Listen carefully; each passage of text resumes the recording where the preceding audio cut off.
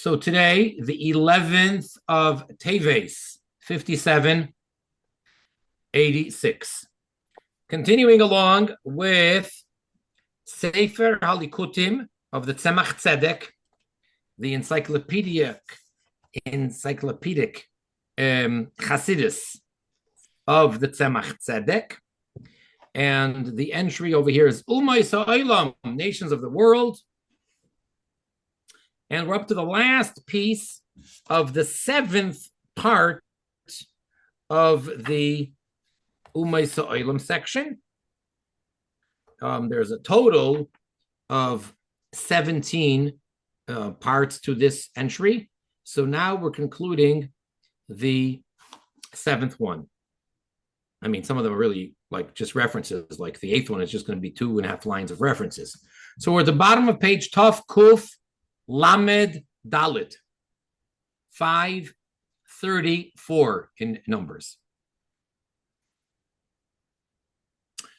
All right, so this is from the Tzemach Tzedek, and we mentioned last time that Ashur, and it's pretty appropriate because we're coming from the 10th of Teves yesterday, which was a Jewish national fast day.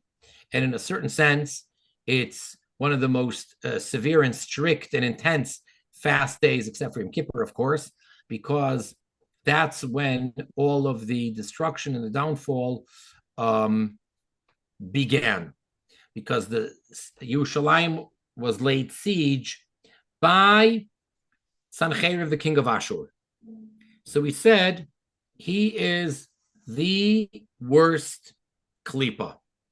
And then we brought down the verse that says that his head is going to be shaved,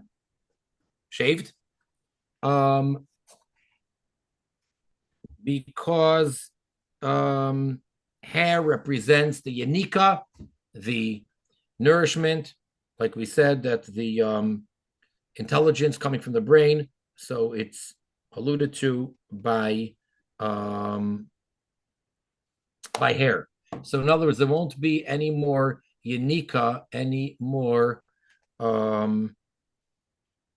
nourishment for the klipas. Okay. Uvechol zeh, that's the acronym. Uvechol zeh, with all of this, Yuvan will be understood.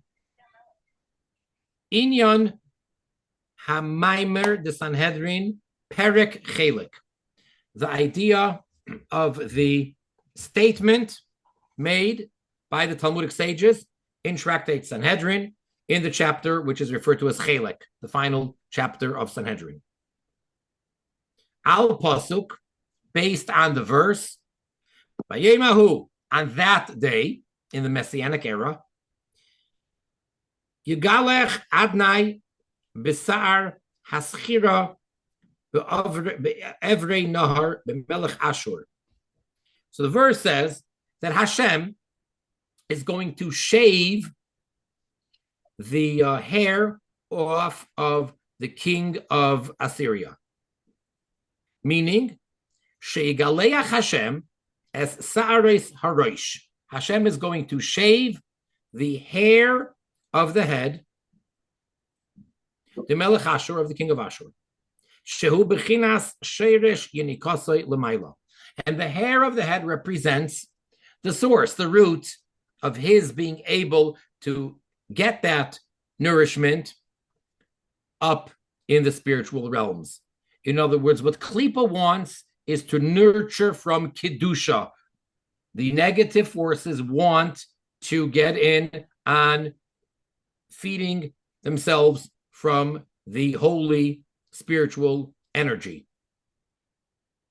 Shemekabel mibechinas hasayre stafka, and he receives specifically from the hair. V'chasher yigalchoi, and when it will be shaven. V'yachtechu esayre saroish, and they will cut off the hair of the head. The melech zaken uchsil, of the old foolish king. In other words, Sancheriv is called the king of Ashur. But then we have from King Solomon, where he describes the evil inclination of the person as an old foolish king.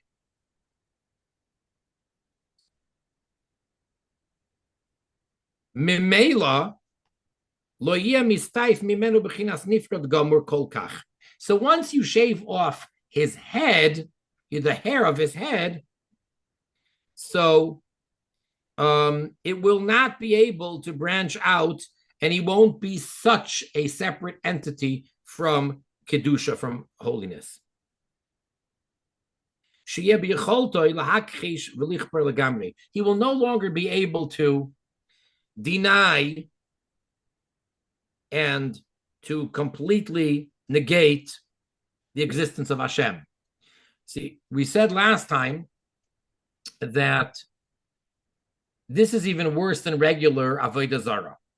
Regular Avodah Zarah, in general, as Chassidus always brings down, what the Gemara says, the Talmud says, that even those that worship other non-existent deities or the stars, the constellations, whatever they're worshiping, they actually believe that Hashem is Elokah de Elokaya, that he is Hashem of all their gods. Sancheriv was different. He actually completely denied the existence of Hashem. So once you cut off the hair of his head, he will not be able to do that anymore. Because as far as the down chain, the spiritual evolutionary down chain, de'ila ve'olul. So the acronym is de of ila ve'olul, cause and effect. Shaloi al yedei bechinas sairos, which is not coming through this idea of hair, but rather it's a down chain of cause and effect. Gam beribui revavos ishtal shalus basitra achra. Even if you have myriads of down chains, that A leads to B, which leads to C, which leads to D, etc., etc., etc., on the other side, the sitra achra. And now this next acronym. I'm sorry. I guess I missed something. What are we comparing this to that? I must have missed the last. We're saying that the klipa of Melech Ashur is worse than anything else. And therefore, in the Messianic time, his hair of his head will be shaven off. Because that's the way that he gets his nourishment. Because it's not in a way of cause and effect, ila v'olul. Because cause and effect, always you can trace it back to the original cause, which means ultimately it goes back to the true Hashem. So like paganism would actually be an aspect of Ila v'Olo, but yes, was a total denial. Yes. Okay. Now this next acronym over here stands for DSZ Leumas Zeh. So again, Dalit, Aleph, Zayin, Lamed, Ayin, Zayin stands for DS. So it's quoting a pasuk. The verse says that this opposite that Elokim has made, meaning whatever exists in the realm of Kedusha, whatever level or spiritual sephira, we have the opposite counterpart in the klipa, in the other side. So de is the Aramaic form of that. So DS, quoting the verse, that, ze, leumas ze, this opposite this. Lo yuchal bechinas pirut kazeh, because there can't be such absolute separation from the truth of Hashem in the other side.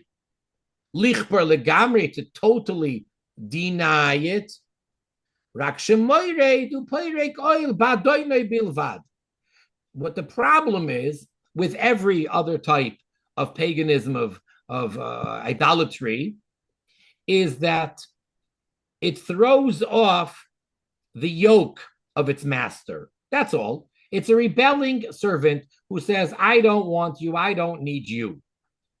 Vidal, Vidai Lemevin, and which means, and that will suffice for one who understands. We need not elaborate.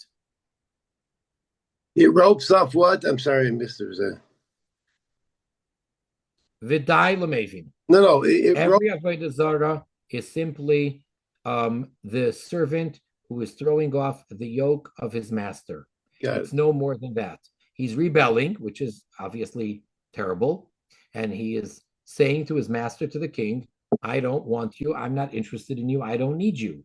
So obviously that's terrible, and that's a capital offense.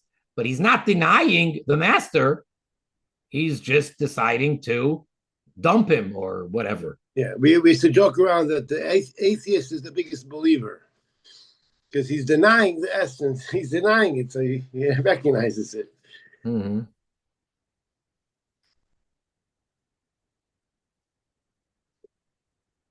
Like someone said, I'm biggest atheist, so help me, God. Exactly. Vizel she'amar, and this is the meaning of the verse.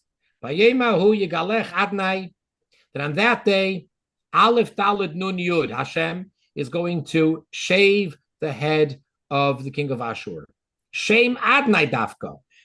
The verse here is using, out of all of Hashem's names, specifically the name of Aleph Daled Nun Yud. Why that name? We know Hashem has 7 names. Bechinas HaGvuros, because that name brings out the idea of strength, of severity, of strictness. Shekedei lahavir, because the root of the word Adnai means master. Shekedei lahavir haseyar, in order to remove the hair, shu bechinas hakvuros, which is this idea of the intensity of the strength, vatzimtzumim, and it's these contractions, because the hair, which is hollow, is representing this idea of the very, very, very minimal amount of brain power coming out of the skull through the scalp into these hair, to the extent that one feels no pain when they cut the hair and detach it, because that's the biggest contraction of tzimtzum. So in order to do that, in order to be able to uproot that and destroy the hair, tzarich sheyi, at top of page Tov Kuf Lamed Hey, tzarich sheyi mevaram. So in order to do that, the one who is destroying them needs to be gamken also bivchinas hagvuros, in a state of severity, of intensity. Ke'inyan, like the idea of la'olam yargiz, like it says that a person should always anger. What we're talking about over there is, the rest of that statement is that a person should always anger his evil, his good inclination against his evil inclination. So he uses a very intense word. It doesn't just say that a person should overcome his evil inclination or take control, but it says yargiz. Why upset? Why anger? Because in order to successfully take control of one's evil inclination, they have to use tremendous amount of givura.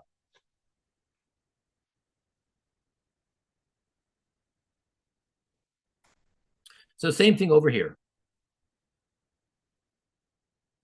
Kilevar hara, because in order to get rid of the evil, tzarich liyos bivchinas toikef hadin. The one who's doing it, the one who is destroying, which is Hashem, the one who's destroying the evil, must be intensely judgmental and harsh. Toikif means strong, intense. Kimoi uviyarta harachuli, like the verse which speaks about getting rid of evil, getting rid of avodah zarah from your midst, from the land of Israel. So it says over there, uviyarta hara, that you should completely destroy, uproot, get rid of the evil.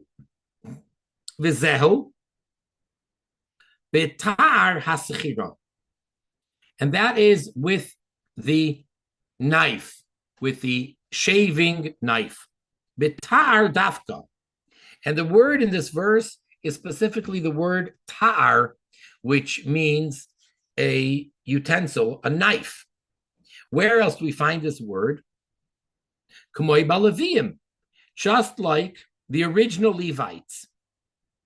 In other words, it was done only once, but in the first generation, the times of Moshe Rabbeinu, so when they were inaugurating the Levites to serve in the Mishkan, in the tabernacle, so Hashem commands Moshe, he says, just this once, you are to completely shave all of the Levites.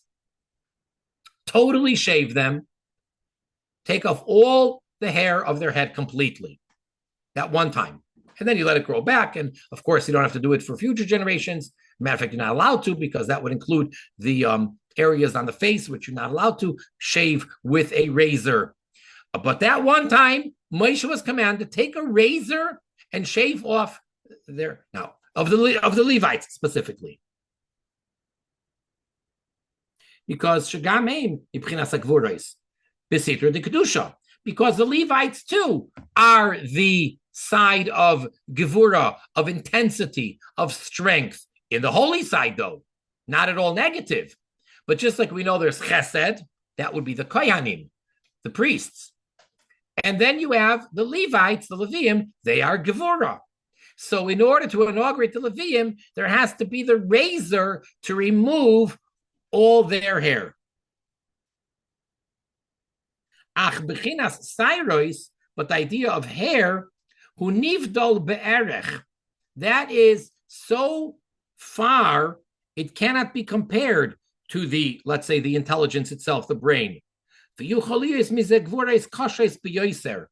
what could happen, what could result from it, is very harsh, very intense gvurais, severity, which is too much. So even though the Leviim are holy, the Leviim are coming, their source in Kedusha, in holiness, is the level of Gevurais. But it could end up translating itself down here with too much intensity. Therefore, they have to take a razor and to completely shave off all the hair of their entire body. As this is explained in the Zohar. So parenthetically, just to explain a little bit, in general, having to do with what we're speaking about, the tzimtzum, and how hair of the head is representing the nourishment and the very, very, very little bit that it's getting from the brain, and it seems so separate, and so forth. So in general, hair is the most external part of the person. Hair and nails are the external part that is alive. It grows on a living person until you cut it and detach it. And in general, hair and nails, for that matter, can, because they're so external physically, they represent the spiritual external, and therefore the external forces can get their nourishment and get more than they deserve from the hair. And we want to prevent that. So by a Jew, at least, it's very important, according to the inner dimension of the Torah, Kabbalah and Chassidus, that a Jew always has very short hair. You ever wonder, why is the style? It's one thing to say that you cannot cut with a razor the 5 parts of the face or the head that are forbidden to cut. But why does the rest of the head, so short? And this is the reason. Is that also in line with the concept of before you criticize your friend, cut your nails? That's right. That would be the idea of the nails, right? Because nails represent external, and long nails can actually represent the idea of jabbing someone. So therefore, you remove that. Correct. Now, this does not apply, at least for the Jew, for the parts of the face of the beard. Because on the contrary, because that hair is different for the Jew. That hair has kedusha, etc., etc. But otherwise, the hair on top of the head can represent this negativity and therefore needs to be cut. And that's why the Levium initially had to be shaven with a razor, take off all their hair, because they're coming from Gevurah.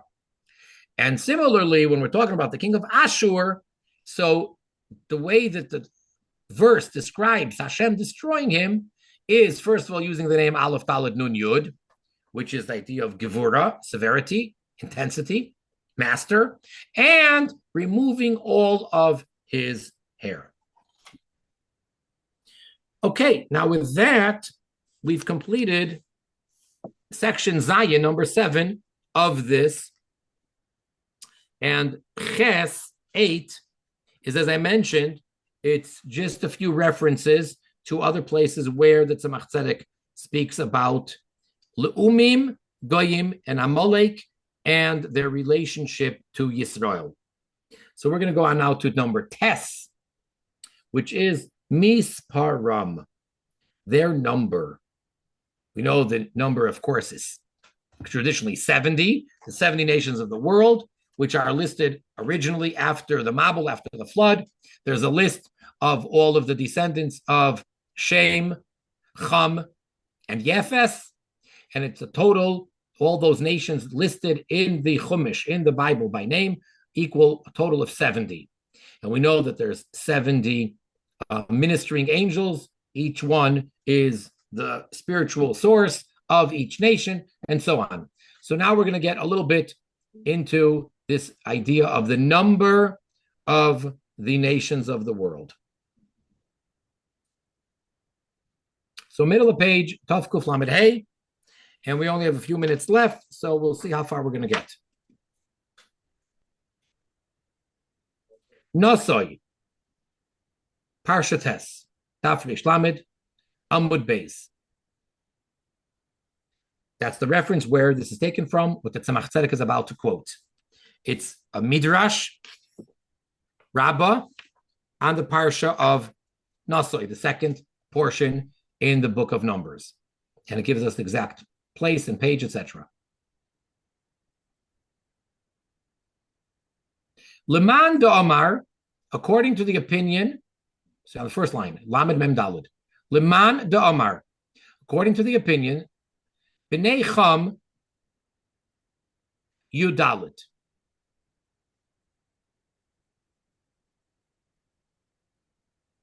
The descendants of Cham, if you count in the Chumash, are 14.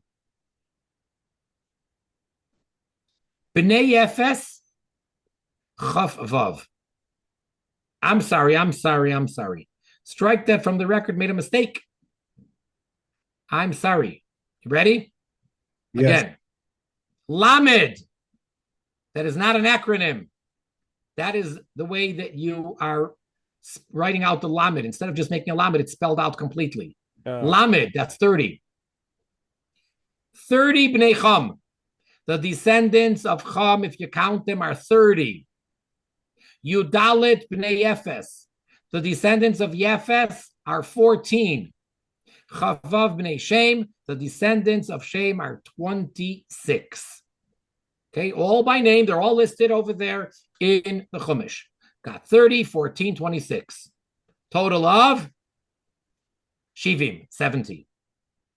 Shenemar, as the verse says, Yatsev Gvulois Amim, that Hashem is going to firmly place the borders of the nations L'mispar Bnei Yisrael, in accordance with the number of the Bnei Yisrael.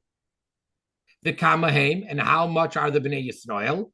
Going back to last week's Torah portion of Vayigash, when we originally descended into exile in Egypt, how many people, Yaakov and family? So the verse says clearly how many they were.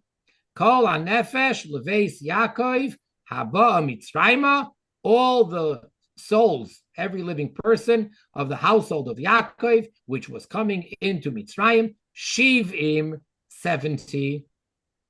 The haOlam Shivim, so corresponding to that, the original number of the nations of the world is also 70.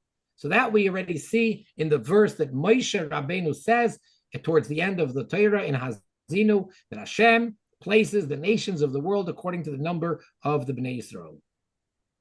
So 70 is originally the number of the Bnei Noach, of the descendants of his three sons, and that's because the Jewish people coming into Mitzrayim originally are 70. Ein mashakos of minyan shivim nefesh b'hagoyis l'dibra maschil b'midbar Sinai b'oil moyed. Okay, then the Tzemach Tzedek sends us to take a look at his glosses, his notes on a mimer of the Alter Rebbe in Likutei Torah. So even though Likutei Torah is officially from the Alter Rebbe on the books of Vayikra, Bamidbar, and Devarim, and Shir Hashirim, however, a very large percentage of it is actually the Tzemach Tzedek's. So he tells us to look at a note of his there. The Yuvan Zeh, and this will be understood, this number of 70, why that's such an important number. Al derech shnisba'er, along the same lines as it's been explained, the Likutei Torah, in the Likutei Torah, Parshas Re'eh, on the section of the weekly portion of Re'eh, the Dibra Maschil v'chol b'naich, with the opening discourse, with the opening words from the verse, v'chol b'naich, Perek Gimel, the third chapter in that mimer, the Peirush, in the explanation of V'rav Shloim. So the verse says, v'chol b'naich, and all of your children, Limudei Hashem, are students of Hashem, V'rav Shloim b'noich, and there is much peace to your children. So there he explains what's the V'rav Shloim, the much peace. So he says there, Shemibchinas V'rav, from this level, this idea, this aspect of V'rav and much and abundance, Ribui Upirud. So that word actually represents multitude, meaning the opposite of unity. So from that Rav in that verse, which is seemingly is a positive thing in the context of the verse, comes Heim Ayin Sarim, the Oivdei Kechavim Umazolos. They are the 70 spiritual ministering angels of the nations which are idolaters. Hamikablim, which those nations down here on earth receive, May Ayin, what are they getting from? From the letter Ayin, which is 70, that's the numerical value of Ayin. But what Ayin are we talking about? Tiluya. There's an Ayin that's traditionally hanging. What are we talking about? Semena Chazir Mi Yoar. Okay, there is in Torah, in Tanakh, there are the regular letters. 22 letters plus the final letters. Regular size. Then, traditionally, we have also jumbo letters called Oisius Rabasi. Then we have mini letters called Oisios Zeira, or Zeiros, little tiny letters. Okay, and that's throughout the whole Tanakh. But then, in Tehillim, in chapter 81 or 2 or 3, in the beginning of the 80s, there is a verse which says that he is going to destroy a pig from the forest. And that is alluding to Esav, who is compared to a pig. Esav is compared to a pig because just like a pig, there's two things which make an animal, which identify an animal as kosher. It has to have split hooves and chew its cud. And if it only has one, it's not kosher. Very few animals actually only have one. They either have both or neither. The pig is the only animal that has split hooves but does not chew its cud. And why is a pig so terrible? Because symbolically, it's as if the pig is sticking out its legs, because that's what we can see. We don't see its digestive system. We see its feet. So the pig is like sticking out his feet and saying, look, I got split hooves. I'm good. I'm kosher. I'm holy. And no, he's not. So that's in a way worse than the animals that are unclean because they don't have split hooves or chew their cud. So Esav is compared to that because he was a faker. As we know, that the Midrash tells us all sorts of things, that he was trying to pretend, and he was asking his father, how do you tithe salt? And all sorts of seemingly very, very religious questions. So it says that Hashem is going to destroy the pig from the forest. Now that word yoar in that verse in Tehillim, according to our tradition, the ayin is a tiny ayin and it's hanging. It's to be written in the top of that word, right next to the yud, but it's called an ayin tluya. So it's no coincidence that it's an ayin, which is 70. Yuchlal, what's going to happen?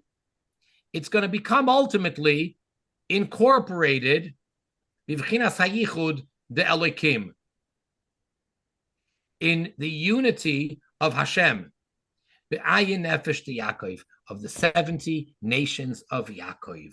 So ultimately, all the negativity, all the bad negative energy and the separation of the 70 nations ultimately is going to become absorbed and incorporated in the 70 nations of the Jewish people, because the Jewish people originally are 70 in a certain sense. I mean, obviously, we usually say 600,000, but if you want to, you could say 12 tribes. There's different ways. But in one sense, we definitely say that the Jewish people go back to being 70 because of the 70 original people that went to Mitzrayim.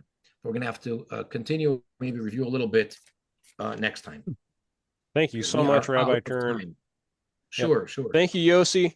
Thank you. God willing, see you all next week. That's amazing. That's 70 nations. That's really important. Thank you so much. Be well, everybody. Take care. Take care.